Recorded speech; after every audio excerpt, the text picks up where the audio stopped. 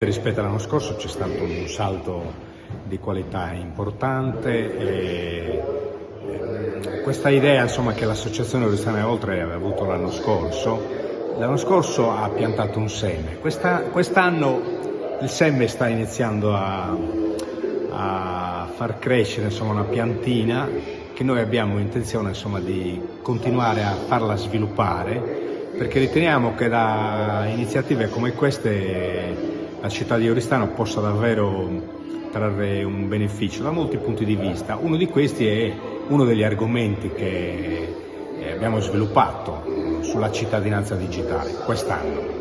Il primo tema è quello della partecipazione. Noi sappiamo benissimo che una delle difficoltà principali è proprio quella di fare in modo, convincere i cittadini che oggi nella società del digitale è importantissimo, determinante diventare cittadini attivi, cittadini che partecipano al proprio destino, che decidono qual è il futuro che si vuole avere.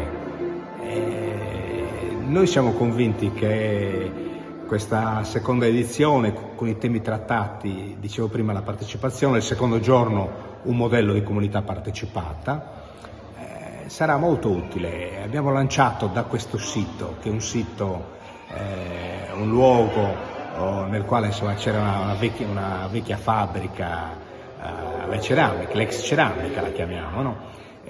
Sia possibile sviluppare un progetto di rigenerazione urbana che riguardi quest'area, la ferrovia, il polo intermodale, gli ambiti più vicini della città come Subrugo, Corea.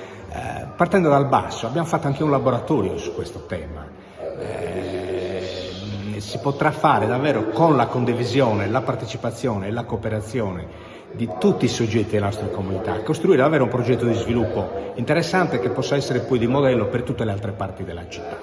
Ovviamente questo è prima di tutto qualcosa che noi proponiamo all'amministrazione comunale, alle imprese, insomma a tutti i soggetti che nella città possono determinare lo sviluppo della città. Ci sono state tante altre cose molto interessanti rispetto all'anno scorso. Le scuole. Quest'anno abbiamo coinvolto in maniera interessantissima le scuole che hanno risposto.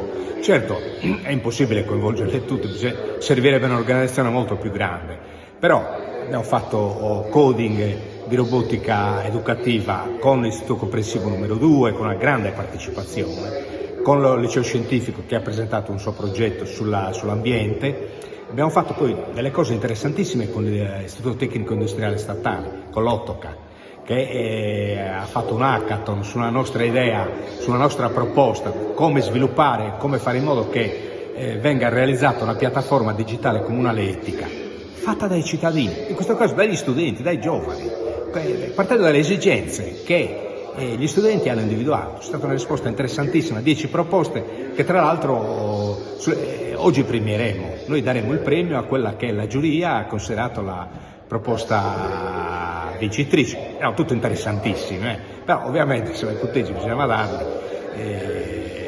Il laboratorio con gli architetti, stasera c'è anche un open day che è seguito dall'esperto Davide Costa, quindi stiamo seminando tutta una serie di cose.